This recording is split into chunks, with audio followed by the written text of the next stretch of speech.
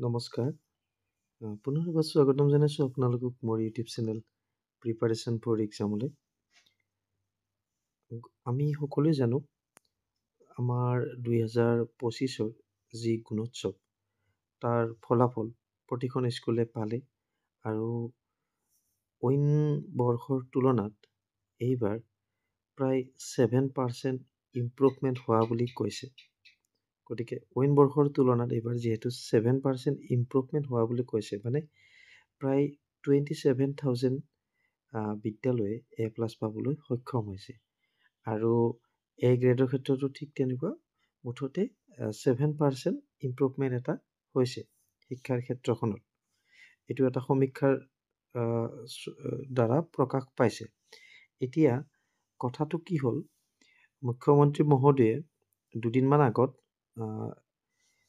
Press বিজ্ঞপ্তিযোগে জনাইছিলে আৰু ঘোষণা কৰিছিলে যে অহা গুণোৎসৱ আমাৰ 2025তো এইবাৰ হৈ গ'ল, 2026ত যিটো হ'ব লগা আছে, কিন্তু সেইটো 26ৰ জানুৱাৰী বা ফেব্ৰুৱাৰীত নহয়, সেইটো 26ৰ মধ্যভাগত হ'ব, মানে মাজৰ সময়খিনিত হ'ব। গতিকে প্ৰায় 18 মাহ সময় এটা পাব বিদ্যালয় কৰ্তৃপক্ষই।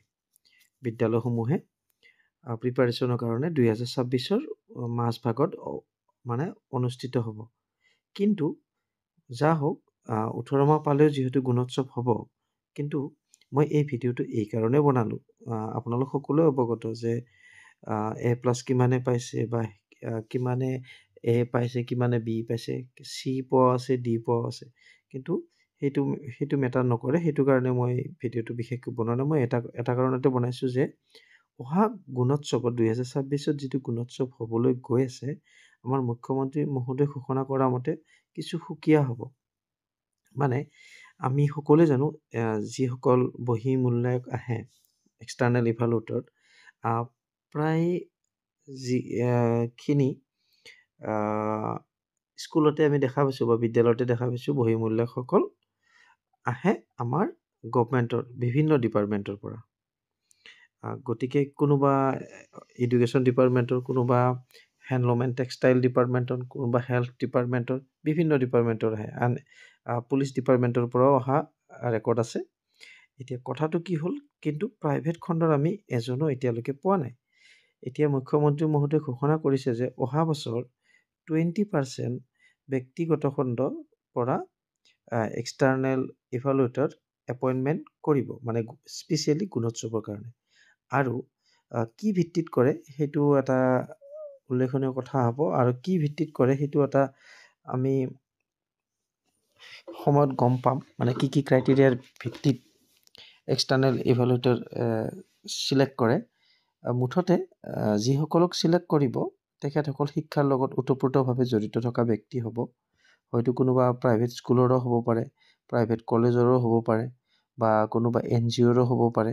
মুঠতে যে গুণোৎসৱটো অকল চৰকাৰী উৎসৱ যাতে নহয়, মুখ্যমন্ত্ৰী মহোদয়ে সেইটো কথা কৈছে। ইয়াতে ব্যক্তিগত খণ্ডকো মানে জড়িত কৰাব 2026ত যিটো গুণোৎসৱ হ'ব। গতিকে মই ভাবিলোঁ ভিডিঅ'ৰ জৰিয়তে এই বাৰ্তাটো আপোনালোক সকলোলৈকে শ্বেয়াৰ কৰোঁ। আৰু মোৰ বোধেৰে বেছিভাগ মানুহেই এইটো নিউজ পাইছে আৰু অৱগত, তথাপি ভাবিলোঁ ভিডিঅ'ৰ জৰিয়তে শ্বেয়াৰ কৰোঁ। আৰু যদি কিবা ভুলভ্ৰান্তি হৈছে এক্সপ্লেনেশ্যন কৰাত, আপোনালোকৰ মাজৰে এজন বুলি ক্ষমা কৰি দিব। আৰু ভিডিঅ'টো শেষলৈকে চোৱাৰ বাবে আপোনালোক সকলোলৈকে ধন্যবাদ জ্ঞাপন কৰিছোঁ।